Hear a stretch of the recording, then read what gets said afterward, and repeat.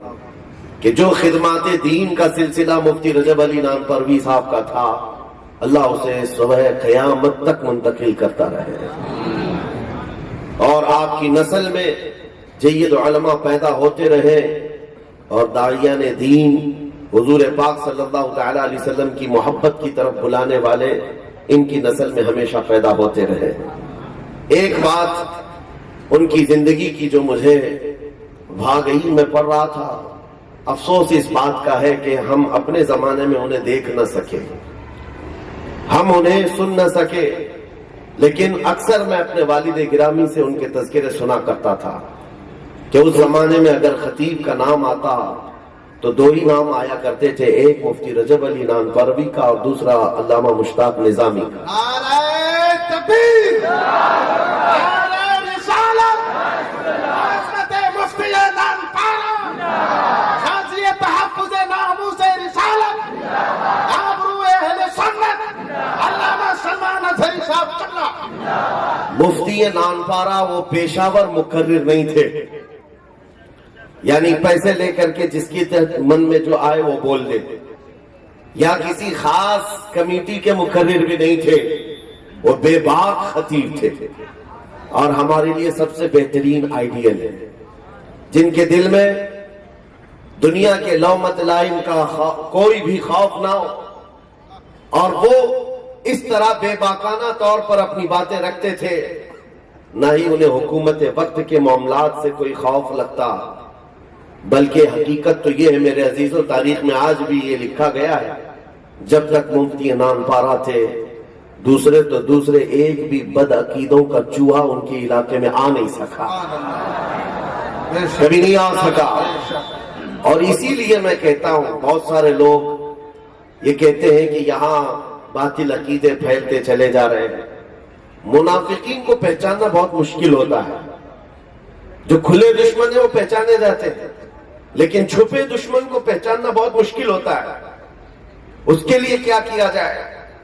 اس لیے آپ نے دیکھا ہوگا قرآن پاک میں کفار و مشرکین سے زیادہ منافقین کی مذمت میں آیتیں آئی، شروع میں سورہ بقرہ میں بھی منافقین کے جو حربے ہوتے ہیں، منصوبے ہوتے ہیں، ان کو اللہ تبارک و تعالیٰ نے اجاگر فرمایا ہے، کیونکہ یہ زیادہ نقصان پہنچاتے ہیں، اور ان نقصان دینے والے چوہوں سے بچنے کے لیے کرنا کیا چاہیے؟ آج بھی ہمارے لیے ایک چیلنج ہے، تمہارے عزم اور تمہارے حوصلوں کو توڑنے والا کوئی دشمن نہیں ہوتا، تمہاری جماعت میں موجود غدار لوگ ہوتے ہیں، جو تمہارے دلوں کے اندر بزدلی ڈالتے ہیں، خوف ڈالتے ہیں اور ڈراتے ہیں، اصل وہ کسی اور کے ایجنٹ ہوا کرتے ہیں، وہ اگرچہ ہماری جماعت میں داخل ہو جاتے ہیں لیکن وہ دلال ہوا کرتے ہیں، ان کا مقصد کچھ اور ہوتا ہے۔ چہرے چھپا کر کئی لوگوں کے متعلق یہ بھی سنا ہے، 1-2 سال نہیں 25-26 سال تک لوگوں نے امامت بھی کی ہے، چہرے چھپا کر۔ منافقین کی ایک جماعت رہی ہے، ان سے بچنے کے لیے عوام کیا کرے، نوجوان کیا کرے؟ سیدھی سی مثال میں اکثر کہا کرتا ہوں، گھر میں اگر چوہے زیادہ ہو جائیں، سپرے بھی بہت ملتے ہیں، گولیاں بھی ملتی ہیں، بہت ساری چیزیں ملتی ہیں، دوائیاں ملتی ہیں، چوہا مار دوائیاں تو بازار میں بکتی رہتی، لوگ لے لے کر کے پریشان ہو گئے، پھر بھی چوہے آ جاتے ہیں۔ اس کے لیے سمپل سی ایک چیز ہے، علاج یہ ہے، اتنی دوائیاں نہ لاؤ، ایک بلی پال لو، ایک بلی پال لو۔ زیادہ دوائیاں اور زیادہ سپرے مارنے سے زہر ہو سکتا ہے، ایک بلی پال لو، ہوگا کیا؟ بس اس کی آواز سے چوہے آنے سے گھبراتے رہے، ڈرتے ہیں، خوف کھاتے ہیں۔ یہ تو میرے عزیزوں آپ کے ذہن کو قریب کرنے کے لیے میں نے کہا ہے، جب تمہاری جماعت میں غداروں کے داخل ہونے کا اندیشہ لگتا ہے، علماء اہل سنت کو تم اپنے قریب بلایا کرو، اکابرین اہل سنت کو قریب رکھا کرو، بس ان کے آنے جانے سے کئی غدار منافق خود ہی بھاگ کے آیا کرتے ہیں۔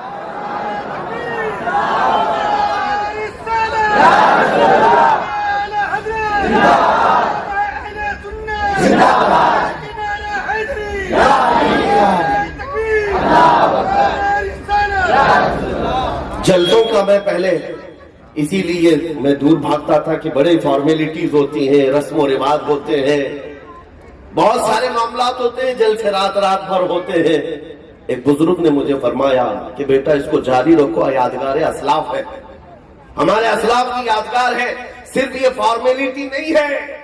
جس علاقے میں جلسہ ہوتا ہے علماء آتے ہیں جاتے ہیں بیانات کرتے ہیں، اس سے اثر یہی ہوتا ہے کہ کئی چوہے بل میں ویسے ہی داخل ہو جاتے ہیں، اثر ہوتا ہے۔ مفتی نان پارا رحمت اللہ تعالی علیہ کا چلنا پھرنا کئی لوگوں کے لیے مشکل اس لیے تھا کہ ان کی بے باکی سے اہل سنت و جماعت میں ایک عزم اور استقامت باقی تھی، لوگوں میں حوصلہ موجود تھا۔ آج کے علماء کے لیے وہ سب سے بہترین آئیڈیل ہے، علماء کو جو خطیب ہیں ان کے لیے خاص طور پر، کہ اس کے لیے بڑے چیلنجز ہوتے ہیں، بڑے چیلنجز ہیں۔ جب ایک بولنے والا مقرر ہو، خطیب ہو، تو اس کے ارد گرد بہت سارے لوگ گھیرے ڈالتے ہیں، کبھی پیسوں کے طور پر، کبھی کمیٹیوں کے، کبھی حکومت کے، لیکن جو رسول پاک کا سپاہی ہے اسے ہمیشہ حضور کی امت کا خیال رکھنا چاہیے، امت کا خیال رکھے، کہیں اس کے لباس میں کوئی ایسا دھبا نہ آئے، کیونکہ ہم نے دیکھا ہے جن لوگوں کی زبان میں بہت زیادہ اثر تھا، لوگ ان کو سنتے تھے، تو سب سے پہلے حکومت ان کو آفر کرتی ہے آ جاؤ پارلیمنٹ میں بیٹھ جاؤ، کرسی ہم آپ کو دے دیں گے، اور اس کے بعد ہوتا یہ ہے کہ کسی کرسی کو حاصل کرنے کے بعد وہ بندہ حق بولنا ہی چھوڑ دیتا ہے۔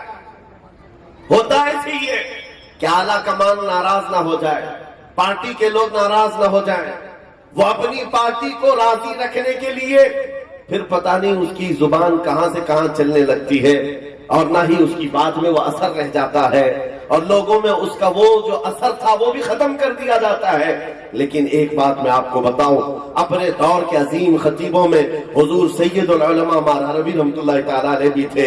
ممبئی کی سرزمین پر یہ 10 روزہ مجالس محرم ہر گلی میں منعقد ہوتے ہیں، یہ سید العلماء کی دین ہے۔ انہوں نے ہر محلے میں محرم کے مجالس کو قائم کیا، سنی علماء کو بلاتے رہے۔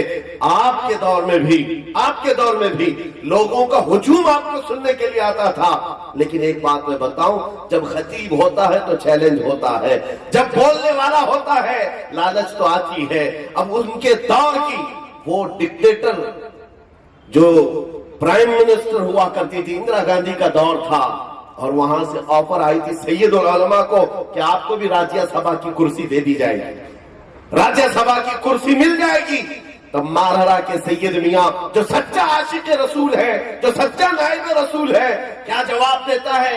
کہتا ہے تم اپنی کرسی اپنے پاس رکھو، اللہ نے ہمیں آیت الکرسی عطا کی ہے، پھر کسی کرسی کی ضرورت نہیں۔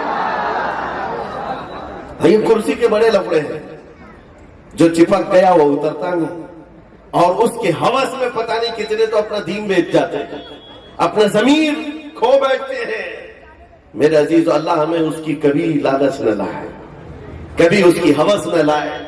مفتی نان پارا کے متعلق ہمارے استاد گرامی مفتی بدر عالم صاحب قبلہ فرماتے ہیں، پہلی ملاقات تھی کہ وہ طوطی ہند، بلبل ہند، جس کی تقریر کے لیے آج ہم دیکھتے ہیں ایک خطیب ہے تو لوگوں کا ہجوم کیسا ہوتا ہے، ان کے دور میں وہ ایسا خطیب جس پر اعلیٰ حضرت کا شہزادہ مفتی اعظم ہند اعتماد کرتا ہو، سرکار مفتی اعظم ہند جن پر اعتماد کرتے، میاں یہ عام بات نہیں ہے، عام بات نہیں ہے۔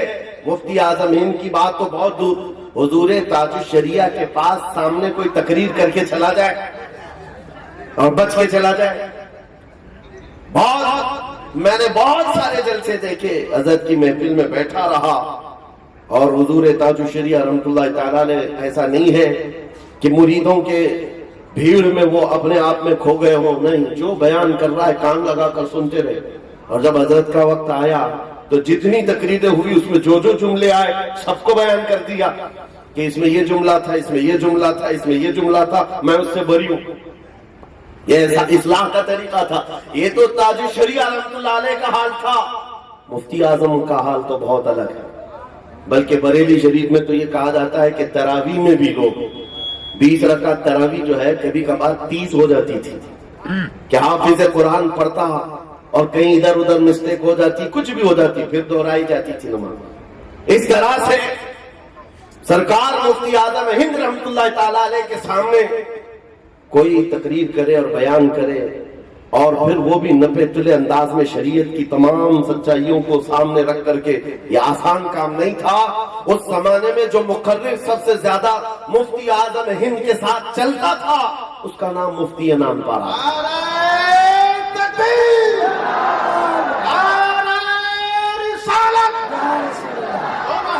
فضا میں لہرا کے نعرے کا جواب دیجیے. نعرہ رسالت، مسلک کے اعلیٰ حضرت عصمت مفتی انان پارا، قاضی ملت.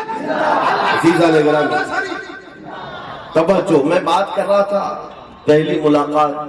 مفتی بدر عالم صاحب نے لکھا ہے کہ سنی بڑی مسجد مدن پورہ میں وہ آئے تھے اور عرس حشمتی چل رہا تھا. اور اس وقت مفتی صاحب فرماتے ہیں میں اشرفیہ مبارک پور سے آیا، مجمع میں بیٹھا ہوا تھا. ایک دبلے پتلے سادے کپڑے پہنے ہوئے ایک عالم میرے بغل میں بیٹھے تھے. انہوں نے مجھ سے پوچھا مولانا کہاں سے آئے ہو؟ میں نے کہا اشرفیہ مبارک پور سے آیا. مولانا صاحب نے پوچھا مجھ کو، مجمع میں بیٹھے ہوئے تھے اور تقریر کسی کی چل رہی تھی. مولانا صاحب نے مجھ سے پوچھا اچھا مفتی شریف الحق صاحب کے ساتھ آئے آپ؟ کہا ہاں جی. حضرت کیسے ہیں؟ اچھے ہیں. پھر مفتی صاحب کہتے ہیں میں اس مولوی صاحب سے پوچھا آپ کا تعارف؟ کہا مجھے رجب علی نان پروی کہتے ہیں. مجمع میں بیٹھا ہوا نحیف و ناتواں سادے لباس میں. اور مفتی بدر عالم صاحب کہتے ہیں میں اوپر سے نیچے دیکھتا رہا وہ خطیب جس کی سحر البیانی پورے ہندوستان میں ہے اور لوگ جس کی تقریر کے دیوانے ہیں وہ اس طرح سے بیٹھا ہوا ہے. میرے عزیزوں یہ وہ بزرگ ہے جن کے متعلق شاعر نے کہا تھا ارادت ہو تو دیکھ انہیں، نہ پوچھ ان خرقہ پوشوں کو، ارادت ہو تو دیکھ ان کو، یدے بیضا لیے بیٹھے تھے اپنی آستینوں میں. اللہ کریم نے ان کو حق گوئی جو عطا کی تھی وہ کمال کی تھی. ابھی جو آپ نبی رہے مفتی رجب علی نان پاروی سے سن رہے تھے، خطاب سننا چاہیے. لوگوں میں جو یہ ہلچل ہوتی ہے یہ ایک عجیب کیفیت ہے. ہماری محفلوں سے ادب اور رونق ختم ہونے لگ گئی.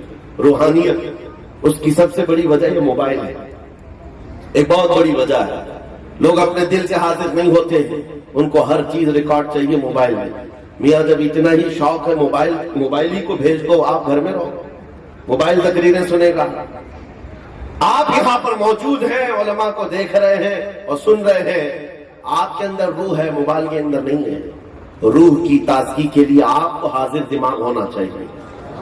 وہ جو اتنی بہترین باتیں آپ کے سامنے بتا رہے تھے ان کی تقریر کا ایک جملہ یہ تھا کہ مفتی انان پارا امانتوں کے ایسے سچے امین تھے کہ چند سکے بھی وہ مدرسے کے اپنے ذاتی پیسوں میں ملانا نہیں چاہتے، کبھی نہیں.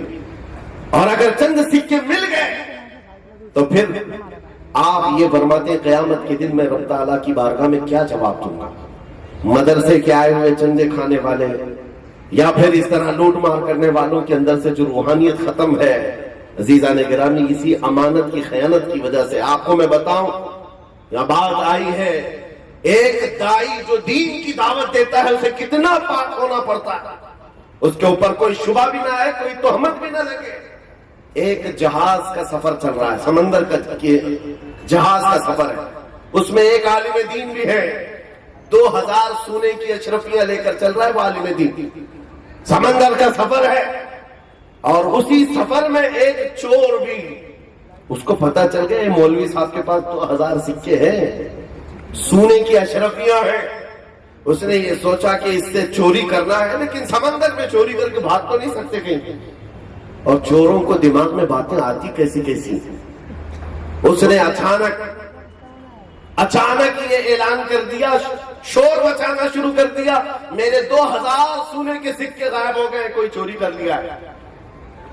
اور رونے بھی لگ گیا، چیخ مارنے لگ گیا اور سب کو کہنے لگا میرے 2000 سکے چوری ہو گئے. اس مولوی صاحب کے پاس 2000 اس نے دیکھا تھا. اب جب یہ اعلان ہو گیا تو بات بہت بڑھ گئی کہ اس کے اوپر رحم کرتے ہوئے لوگ آ گئے. کیپٹن سے کہا کہ اس کے پیسے یا اس کے جو سکے ہیں تلاش کیے جائے. کوئی بھی تو گیا نہیں ہوگا جہاز سے، بیچ سمندر میں ہے جہاز، اگر چوری ہوئے ہیں تو اسی کے اندر ہوں گے. جو کشتی بان تھا اس نے سارے لوگوں کو جمع کیا اور کہا کہ سب کے بیگ چیک کیے جائیں گے، سب کی تھیلیاں چیک ہوں گی. سب چیک کیے گئے. کسی میں بھی سونے کے سکے نہیں. وہ مولوی صاحب کو جب چیک کرنے کا وقت آیا تو یہ چور کہتا ہے ان کو 2 بار چیک کرو.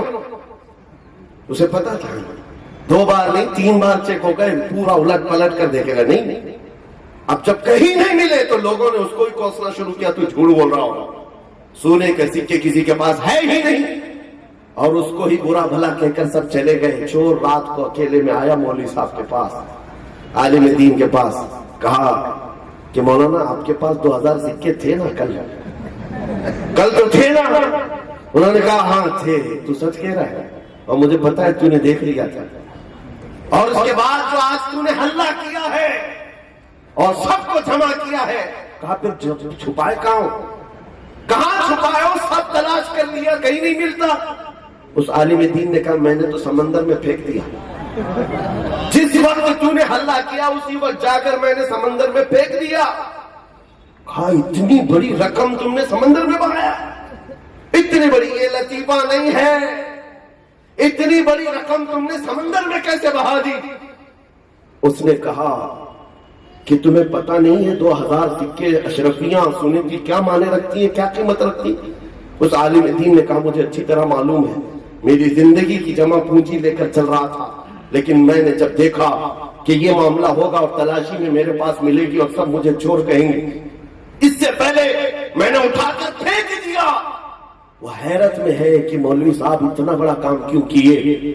جانتے ہو اس عالم نے کہا بات صرف اتنی ہے کہ میں رسول اللہ کی حدیثیں بیان کرتا ہوں, میں رسول اللہ کی حدیثیں بیان کرتا ہوں. آج اگر چوری کا الزام مجھ پر لگ جاتا, کل کو میں رسول اللہ کی حدیث بیان نہیں کر سکتا. اس لیے تہمت سے بچنے کے لیے بہتر تھا سونے کے سکے میں سمندر میں بہا دوں. میرے عزیزوں, یہ کوئی عام مولوی کی بات نہیں کر رہا ہوں, اس عالم دین کا نام امام بخاری ہے, وہ حدیثوں کا حافظ جس نے تہمت سے بچنے کے لیے دنیا کو ٹھوکر مار دیا. یہ ہمارے بزرگوں کے طور طریقے اور اسلاف کے یہی حالات ہوا کرتے تھے. مفتی انان پارا کے متعلق وہ یہی سنا رہے تھے کہ ظاہر سی بات ہے میرے عزیزوں, اب علماء کے لیے اور میرے لیے اور سب کے لیے نصیحت یہی ہے, ہمیں بولنے سے پہلے اپنے رزق کو بھی صاف رکھنا ہوگا, ہمارا لقمہ حلال ہو, ہمارے طور طریقے حضور پاک کی سنت کے ساتھ ہوں, اس کے بعد ہمارے کلام میں اثر بھی ہوگا. اسی لیے امام غزالی رحمۃ اللہ تعالی علیہ فرماتے ہیں دنیا داروں کی چاپلوسی کرنے والے بہت سارے لوگ ہیں, اور مولویوں کے متعلق مذمت بھی آئی ہے جو دنیا داروں کی چاپلوسی میں اپنا دین بیچ دیتے ہیں. ان کے متعلق امام غزالی فرماتے ہیں جو عالم کسی دنیا دار کے گھر جاتا ہے اور اس کی خوشامدی کرتا ہے کچھ پیسے حاصل کرنے کے چکر میں اور اپنا دین اس کے سامنے رکھتا ہے, فرماتے وہ اس مکھی سے زیادہ غلیظ ہے جو پخانے پہ بیٹھتی ہے, اس مکھی سے زیادہ غلیظ ہے. اور علماء کو تو یہ زیب دیتا ہی نہیں, ان کی یہ شان نہیں ہے, بلکہ نبی کریم صلی اللہ تعالی علیہ وسلم کی امانتوں کے عظیم امین. ایک بزرگ کی بات رکھ جاتا ہوں, دین کی دعوت دینے کے لیے میرے عزیزوں جگر چاہیے. غیر نتھو کھیرے کو اس کام کے لیے نہیں منتخب کیا گیا ہے. اللہ نے قرآن میں فرمایا وَلْتَكُمْ مِنْكُمْ أُمَّةٌ يَدْعُونَ إِلَى الْخَيْرِ, تم میں سے ہر زمانے میں ایک جماعت ایسی ہو جو خیر کی طرف بلا رہی ہے. يَأْمُرُونَ بِالْمَعْرُوفِ وَيَنْهَوْنَ عَنِ الْمُنْكَرِ, جو اچھائیوں کا حکم دیتی ہو اور برائیوں سے روکتی ہو. آج مسجدوں کے جتنے امام ہیں خطیب ہیں ان کے پاس حالات کیا ہیں, آج ان کے اوپر کئی طرح کی کمیٹیوں کی پابندیاں ہیں. شراب پہ مت بولنا مولانا, ہمارے گلی میں بہت شراب بکتی ہے. نشے پہ مت بولو, سود پہ مت بولو, بڈی خور لوگ ہیں یہاں پر, بیاج کھانے والے لوگ ہیں یہاں پر, ان کی زبانوں پر جو تالے لگائے جاتے ہیں. اور ایسے لوگوں کو متولی اراکین اور مسجد کی کمیٹیوں میں رکھا گیا ہے جن کا 2 نمبر کا دندہ سب سے زیادہ ہو. عزیزان گرامی, یہ دین کا نظام اس طرح نہیں چلتا. یہ علماء ربانیین سے بھی میں کہتا ہوں تمہاری زبانوں پر اگر اس طرح تالے لگائے جائیں تو تم نہ خطیب ہو, نہ مقرر ہو, نہ ہی رسول اللہ کی امانتوں کے امین ہو. تم تو لوگوں کے ساتھ سمجھوتے کے ساتھ زندگی گزار رہے ہو. تم میری برائیوں کو مت بولنا, میں تمہاری برائیوں کو نہیں بولوں گا. یہ سمجھوتے کی زندگی کے ساتھ دین کا نظام نہیں ہوتا. جہاں برائیاں ہوں گی وہاں انگلی رکھنا ہوگا، جہاں خرابیاں ہوں گی وہاں بولنا ہوگا۔ مجھے پتا ہے بہت سارے جملے ہمارے کڑوے ہوتے ہیں، لیکن ساتھ میں یہ بھی کہتا ہوں بخار کی دوا کڑوی ہوتی ہے، نگل جاؤ عافیت ہے، نگل جاؤ گولی عافیت ہے، بخار تو اتر جائے گا۔ لیکن میرے عزیزوں، علماء کے ساتھ جو آج کے معاملات ہیں، میں کہتا ہوں ٹھوکر مار دو ایسی نوکریوں کو جہاں تمہیں حق بولنے پر پابندی لگائی جائے۔ اور اگر تمہیں یہ لگتا ہے کہ میں یہاں خطابت کے دوران حق بولوں گا میری نوکری چھوٹ جائے گی، میرا معاش کیسے چلے گا، میرے بچوں کو کون دیکھے گا، اپنے اسلاف کی تاریخ پڑھو، اپنے اسلاف کی تاریخ پڑھو، دل کے اندر حوصلہ آئے گا۔ چھوڑ دو ان تمام چیزوں کو، ایک دروازہ یہ بند کریں گے، میرا مولا 70 دروازے اور کھولے گا۔